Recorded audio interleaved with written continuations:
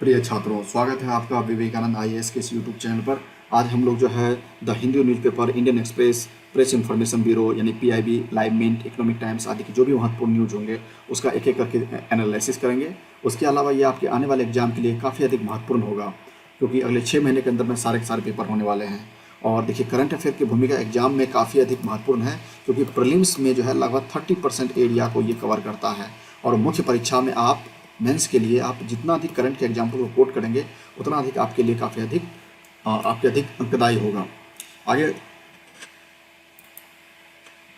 आगे बढ़ने से पहले आप इस यूट्यूब चैनल को सब्सक्राइब कर दीजिए, ताकि जो है आने वाला वीडियो आपको मिलता रहे, इसका नोटिफिकेशन मिलता रहे। चलिए आगे बढ़ते हैं। आगे जो है एक सबसे महत्वपूर्ण न्यूज़ आप सबको सूचना दे दें।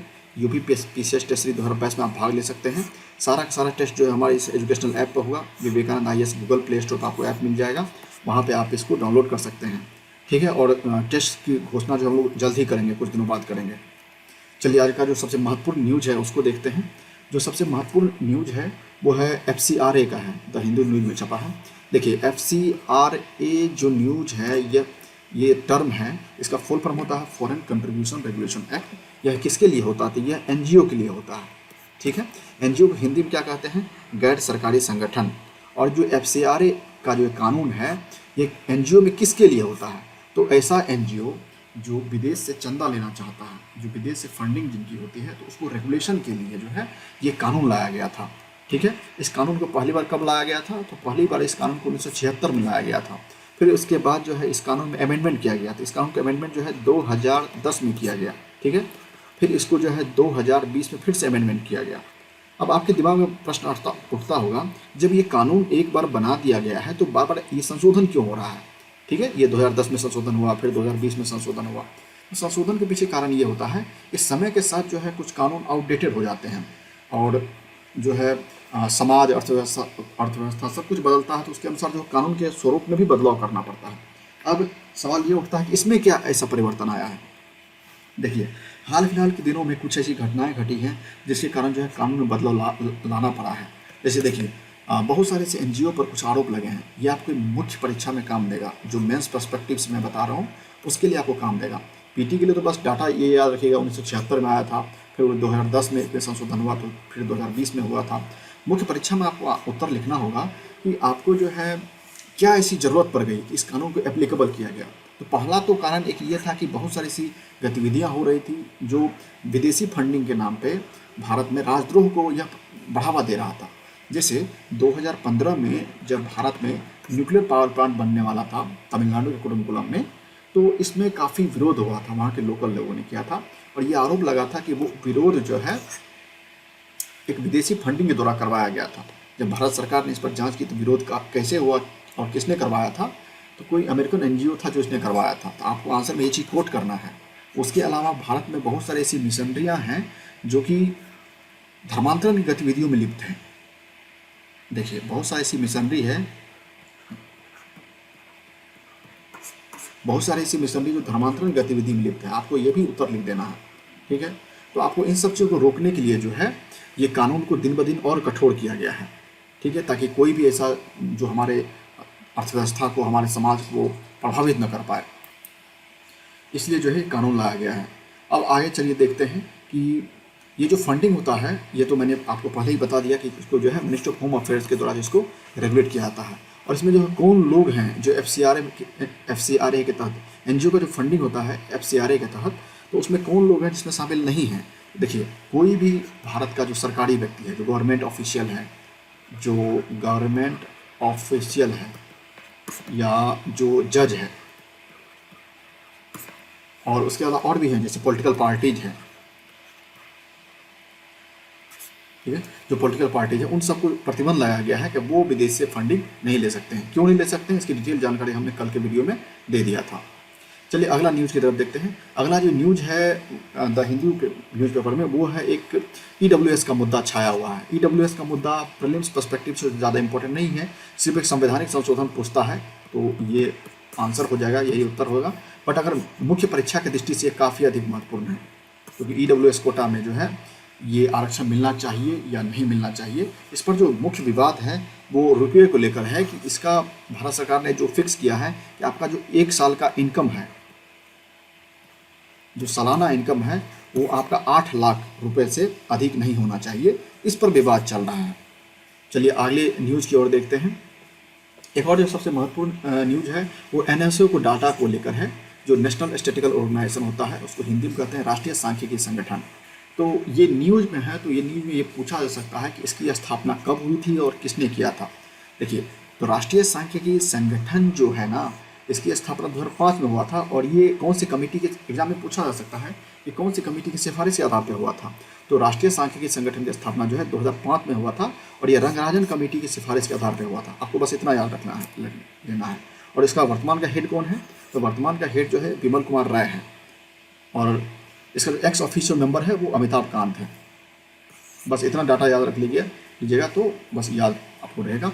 और एग्जाम में अगर पूछा भी जाएगा तो इसमें कौन से मंत्रालय के तहत आता है, ये जो है ministry of statistics and programme implementation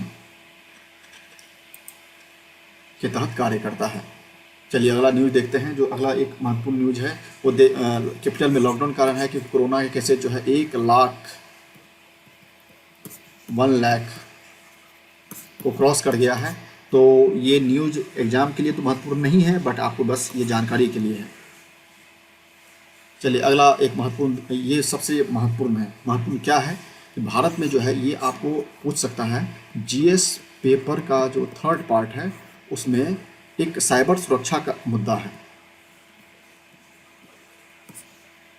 cyber security, cyber सुरक्षा जो है टॉपिक है, उसमें आप उस एग्जाम्पल को कोट कर सकते हैं। देखिए किस तरह जो है एक तरह से जो है अपमान हो रहा है महिलाओं का। ये जो बुल्ली बाई का मामला था, इन्होंने ये ऐप बनाया था और जो मुस्लिम महिलाएं थी उनका बोली लगाया जा रहा था। तो ये आपको अगर एग्जाम्पल कोट करना होगा तो ये एग्जाम्पल दीजिएगा तो आपको ज़्यादा अंक मिलेंगे, क्योंकि ये करंट के एग्जाम्पल्स हैं जितना। और आप इसके लिए क्या कीजिए कि एक सेपरेट नोटबुक बना लीजिए। उसमें आप जैसे पिछले साल जो था एक सुल्ली बाई का था मामला, एक सुल्ली बाई ऐप पर डील की बात चल रही थी, पिछले साल था, इस पर बुल्ली बाई का मामला आ गया। तो हर एक साल मामला बदलते रहता, आपको दोनों एग्जाम्पल को कोट कर देना है। ये आपको एग्जाम, ये आपको मुख्य परीक्षा में काम आएगा, मेंस एग्जाम में काम आएगा कोट करने में। बस इतना याद रखिएगा। एक और मुद्दा है यूनिफॉर्म सिविल कोड का है। ये मुख्य परीक्षा के लिए काफ़ी इंपॉर्टेंट है और प्रीलिम्स पर्सपेक्टिव से आपने ये पूछा जाएगा कि हमारे संविधान के कौन से अनुच्छेद में है। तो जो आर्टिकल 44 है, ठीक है, जो आर्टिकल 44 है उसमें ये सवाल पूछा जा सकता है। यूनिफॉर्म सिविल कोड पूछा जा सकता है कि जो समान विधि संहिता है, इसको हिंदी में कहते हैं समान विधि संहिता, तो संविधान के किस अनुच्छेद से संबंधित है? संविधान के ये अनुच्छेद 44 है। इसके अलावा ये मेंस पर्सपेक्टिव से पूछा जाएगा जो मुख्य परीक्षा में कि जो है जो समान विधि संहिता है, इसका आप पक्ष विपक्ष में तर्क लिखिएगा। इस पर हम एक अलग सेपरेट वीडियो बना के डाल देंगे ताकि आपका पूरा कंसेप्ट क्लियर हो जाए बस। लेकिन ये मेंस के इंपॉर्टेंट है, इसको पढ़ लीजिएगा। एक और मुद्दा आता है मैरिटल रेप का आता है, इसको हिंदी में कहते हैं वैवाहिक बलात्कार, ठीक है। बहुत सारे सिविल सोसाइटी के ऑर्गेनाइजेशन है जिसको, देखिए भारत सरकार जो है इस जो मैरिटल रेप के कंसेप्ट को बिल्कुल नहीं मानते हैं, लेकिन भारत में कुछ ऐसे सिविल सोसाइटी हैं जो ऑर्गेनाइजेशन है कुछ, वो ये कहती हैं कि आप मैरिटल रेप को एक कानून का दर्जा प्रदान करो। लेकिन भारत का जो सामाजिक संरचना है ना, वो इसकी इजाज़त नहीं देता है, क्योंकि अगर ऐसा हो गया तो एक तो पहले ही भारत में जो सुप्रीम कोर्ट हैं, जो हाई कोर्ट हैं, उसमें लाखों करोड़ों मामले पहले से फंसे हुए हैं जिनका जो है अभी तक समाधान नहीं हो पाया, और ये हो जाएगा तो और भी मुद्दा बढ़ेगा। तो भारत सरकार जो है इसको बिल्कुल नहीं मानती है। आपको बस जो है मेंस पर्सपेक्टिव से इसको पढ़ लेना है। एक इम्पॉर्टेंट न्यूज़ है आज का, एक नेशनल ह्यूमन राइट कमीशन पे है। नेशनल ह्यूमन राइट कमीशन पे मुख्य परीक्षा में यूपीएससी में, ठीक है, और पीसीएस में दोनों जगह सवाल आ चुके हैं और आगे भी आने की संभावना है। पुलिस पर्सपेक्टिव से जो प्रारंभिक परीक्षा में पूछा जा सकता है वो बस ये पूछा जाएगा कि ये किस प्रकार का ऑर्गेनाइजेशन है। जैसे ऑर्गेनाइजेशन का टाइप पूछ सकता है, एग्जीक्यूटिव है, इसको हिंदी में कार्यकारी कहते हैं। ये किस टाइप का ऑर्गेनाइजेशन है? एग्जीक्यूटिव है, उसके अलावा स्टैट्यूटरी है या कॉन्स्टिट्यूशनल है। तो देखिए ये जो है स्टैट्यूटरी ऑर्गेनाइजेशन है, इसको हिंदी में सांविधिक संगठन कहते हैं। बस इतना याद रखना है कि नेशनल ह्यूमन राइट कमीशन जो है एक सांविधिक बॉडी है और एक्ट 1993 के तहत जो है इसको संवैधानिक का दर्जा प्रदान किया गया है। एक और मुद्दा है वो मंडल स्पेस का है। यहाँ से आपको निकलता है आरक्षण का चिन्ह। देखिए आरक्षण सही है गलत है ये तो बात की बात है, लेकिन ये आपके मुख्य परीक्षा के दृष्टिकोण से आपको इतना पढ़ लेना है, आरक्षण के पक्ष और विपक्ष में तर्क देना होगा। ये प्रीलिम्स में नहीं, ये मेंस में सवाल आ सकता है या हो सकता है कि आपके निबंध में भी पूछते हैं। ठीक है, चलिए आगे जो न्यूज़ देखते हैं कि भारत सरकार का इसका एक डाटा तैयार कर लीजिएगा। जो नेट जीरो रेस का है, भारत सरकार ने COP26 में जो भी घोषणा किया है उसका एक डाटा तैयार कर लीजिएगा। डाटा में आपको ये देखना है कि भारत सरकार ने पर्यावरण के लिए, ठीक है, एनवायरनमेंट के संरक्षण के लिए अब तक जितने भी प्रोजेक्ट पे काम किए हैं, ठीक है, चाहे वो ऊर्जा मॉडल का हो या और भी जो भी मॉडल है एनवायरनमेंट कंजर्वेशन के लिए, चाहे इसका टाइगर प्रोजेक्ट का ले सकते हैं या हाथी प्रोजेक्ट का ले सकते हैं या लेओपार्ड का ले सकते हैं, जो भी ले सकते हैं, सब का एक कलेक्शन डाटा तैयार कर लीजिए। आपके एग्जाम के लिए वो कहीं से भी पूछा जा सकता है। एक और मुद्दा जो आजकल विवाद में छाया हुआ है वो कजाकिस्तान का है, क्योंकि कजाकिस्तान में शूट एंड साइट का ऑर्डर दे दिया गया है।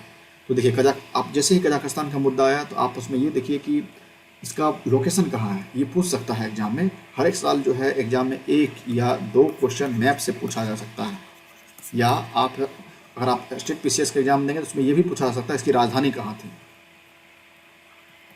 कैपिटल पूछा जा सकता है।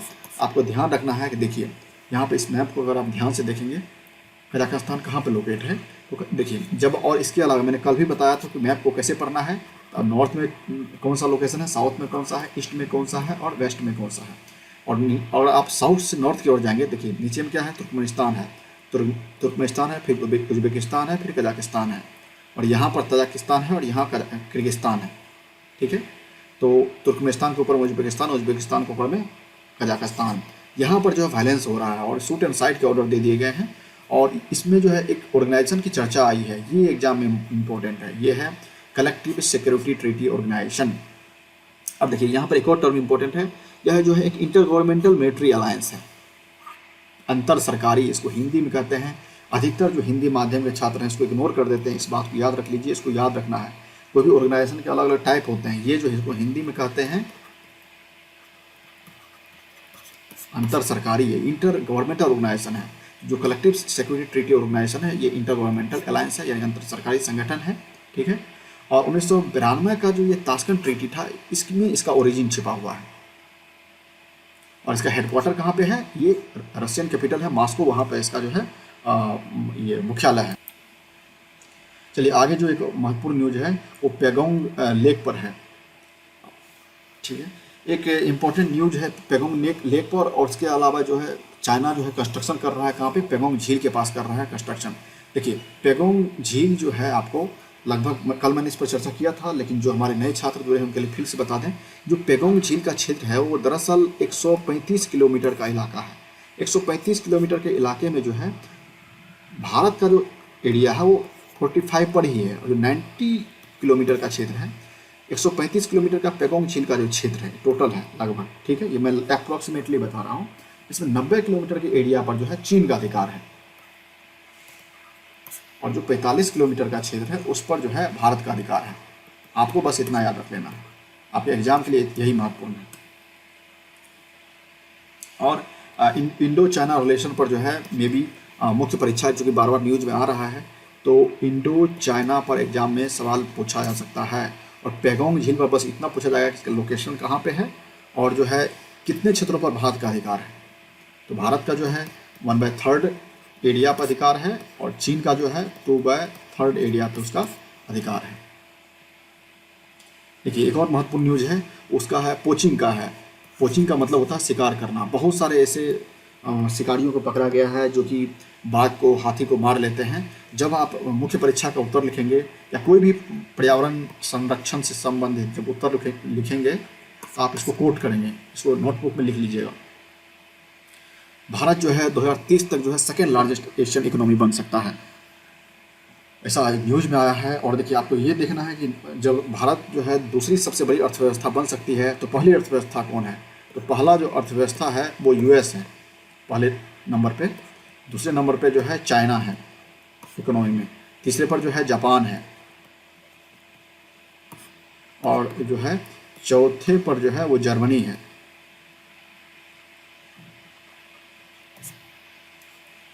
पांचवें पर यूके है, देखिए पांचवें पर जो है यूके है, और छठे पर अपना प्यारा भारत इंडिया है।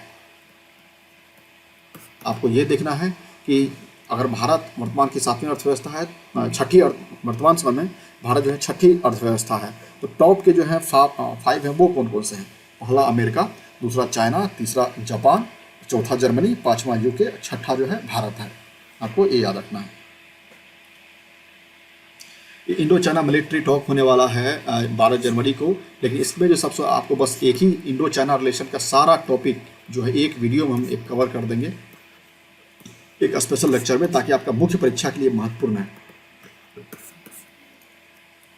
चलिए आगे बढ़ते हैं। एक और सबसे जो महत्वपूर्ण न्यूज है वो चुनाव, ये बहुत ही ज़्यादा वेरी इंपॉर्टेंट न्यूज है, वेरी इंपॉर्टेंट, क्योंकि ये एग्जाम में पूछा जा सकता है कि अब जो है चुनाव आयोग के द्वारा यानी इलेक्शन कमीशन के द्वारा अब इसके डाटा में यानी जो चुनावी खर्च होता है एक लिमिट होता है, ठीक है, उस लिमिट को अब बढ़ा दिया गया है। कोई भी पार्टी, जैसे कोई भी पार्टी जो है प्रत्येक कैंडिडेट पर एक चुनाव का खर्च सीमित होता है कि आप इससे अधिक रुपया खर्च नहीं कर सकते हैं। इसके पीछे रीजन ये होता है चुनाव में धन और बाहुबल को कम करना। मान लीजिए ऐसे में कोई व्यक्ति अरबपति है, खरबपति है, तो रुपया देकर ही वोट खरीद सकता है। इस प्रभाव को कम करने के लिए चुनाव आयोग ने क्या किया था, इलेक्शन कमीशन के द्वारा इसमें चुनाव खर्च की सीमा को लिमिट कर दिया गया, ठीक है। पहले लिमिट क्या था, जैसे लोकसभा के लिए क्या था 70 लाख रुपए, पहले लिमिट था लोकसभा के लिए 70 लाख रुपए, अब बढ़ा के इसको कर दिया गया है 95 लाख। और उसके अलावा जो स्टेट असेंबली के पोल्स होते हैं उसके लिए पहले लिमिट क्या था 28 लाख रुपए था, अब उसको बढ़ा के कर दिया गया है 40 लाख रुपए। और ये जो है बड़े राज्यों के लिए हुआ है, जो बिग स्टेट हैं, जो बड़े राज्य हैं। उसके अलावा जो छोटे राज्य हैं उसमें ये सीमा पहले 20 लाख था, अब उसको बढ़ा के कर दिया गया है 28 लाख। स्टेट असेंबली की मैं बात कर रहा हूँ, ये दोनों स्टेट असेंबली के लिए है, और ये ऊपर का डाटा जो है 70 लाख से 95 लाख किया गया है लोकसभा के असेंबली पोल्स के लिए। आपको ये एग्जाम के लिए महत्वपूर्ण है, इसको याद रख लेना है। अगला जो एक महत्वपूर्ण न्यूज है, ये मुख्य परीक्षा के लिए काफ़ी अधिक महत्वपूर्ण है कि जापान जो है यूएस के साथ एग्रीमेंट कर रहा है ताकि चीन को काउंटर अटैक किया जा सके, क्योंकि भारत का जो संबंध है वो जापान और अमेरिका दोनों के साथ इक्वल रिलेशन, जो अच्छे संबंध हैं। लेकिन चीन के साथ भारत के संबंध अच्छे नहीं हैं, लेकिन चूंकि चीन भारत का पड़ोसी है तो भारत इससे संबंध खराब कर भी नहीं सकता है, ठीक है। तो इसका भारत पर क्या प्रभाव पड़ेगा, आपको इस पर्सपेक्टिव में इसके लिए एक स्पेशल लेक्चर लेके जो है IR के सेशन में इस पर वीडियो डाल दिया जाएगा, ताकि आपका पूरा कंसेप्ट क्लियर हो जाए।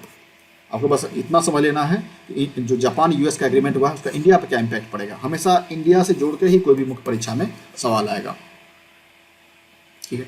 एक जो हाल फिलहाल में चर्चा का मुद्दा बना हुआ है, ये SPG का मुद्दा बना हुआ है। SPG से सवाल आ सकता है एग्जाम में, ऐसा संभावना बहुत कम है, लेकिन बस फिर भी इतना जान लीजिए कि जो SPG होता है ये स्पेशल प्रोटेक्शन ग्रुप, जो स्पेशल प्रोटेक्शन ग्रुप है ये 1985 के बाद लगातार काम कर रहा है। और ये जो है केवल और केवल वर्तमान में, बस सवाल इतना जान लीजिए कि जो SPG का प्रोटेक्शन होता है वर्तमान में केवल और केवल जो हमारे प्रधानमंत्री जी हैं नरेंद्र मोदी जी, केवल उनको मिला हुआ, बाकी और किसी को नहीं मिला हुआ। SPG का फुल फॉर्म होता है स्पेशल प्रोटेक्शन ग्रुप। ये एक मुद्दा एग्जाम में पूछा जा सकता है, क्योंकि ये चर्चा में रहा है। आप जब मैप का अध्ययन करेंगे, मैप के लोकेशन का अध्ययन करेंगे, देखिए जब आप मैप पढ़ेंगे इसका हॉर्न ऑफ अफ्रीका का, अब बस आप ये देख लीजिएगा कि नॉर्थ में मैप जरूर पढ़िए, अभी से पढ़िए, आदत डाल लीजिए, ताकि एग्जाम समय में आप पढ़ेंगे तो वो याद नहीं रहता है। नॉर्थ, साउथ, ईस्ट और ये वेस्ट है, ठीक है। अब बस ये देख लेना है कि जो हॉर्न ऑफ अफ्रीका रीजन है, यहाँ पर ये जो यहाँ देखिए सूडान है, यहाँ इथोपिया है, या युगांडा है, यहाँ केनिया है, सोमालिया है, यहाँ जिबूती है, यहाँ यमन है। तो जो भी आप स्टेट का अध्ययन करें, देखिए यहाँ पर जो भी समुद्र बगल से गुजर रहा है ये देख लीजिए। यहाँ पर समुद्र है, ये कौन सा समुद्र है, नॉर्थ में कौन सा है, साउथ में कौन सा है। साउथ से अगर नॉर्थ जाएंगे तो इसमें कौन कौन से देश आएंगे, या वेस्ट टू ईस्ट जाएंगे यानी पश्चिम से पूर्व की ओर जाएंगे तो कौन कौन सा देश आएंगे। इस लोकेशन को ऐसे करके आपको देख लेना है। और ये चीज़ कहाँ देखना है, तो जो ऑक्सफोर्ड एटलस का मैप है वो उसमें देख लेना है, ठीक है। थैंक यू सो मच आप सबका। ये लेक्चर आज का यहीं ख़त्म हुआ, और प्रत्येक दिन आप जो है पूरा का पूरा लेक्चर देखिए, सुनिए और अपने दोस्तों के साथ इसको शेयर कीजिए, ठीक है। और दिन ब दिन मेहनत करते रहिए। अगर लगातार एक साल अगर आपने मेहनत कर लिया तो 100% है कि कहीं न कहीं जो है एसडीएम या डीएसपी बन ही जाएंगे, ठीक है। और अभी से अभी जो है मुख्य परीक्षा का आंसर राइटिंग अभी से अभी कीजिए, ठीक है। रोज़ के रोज़, ज़्यादा नहीं कह रहा हूँ, बट 1 या 2 क्वेश्चन तो आप लिख ही सकते हैं। तो पूरे क्वेश्चन को आंसर अभ्यास कीजिए, जितना अधिक से अधिक अभ्यास करना कीजिए। ये मैं मेंस के लिए बोल रहा हूँ, क्योंकि ये एक दिन में जो आंसर राइटिंग स्किल्स है वो एक दिन में डेवलप नहीं होता है, ठीक है। चलिए, थैंक यू सो मच, और वीडियो देखते रहिए और शेयर भी करते रहिए, और इस चैनल को सब्सक्राइब कर दीजिए, ठीक है। Thank you.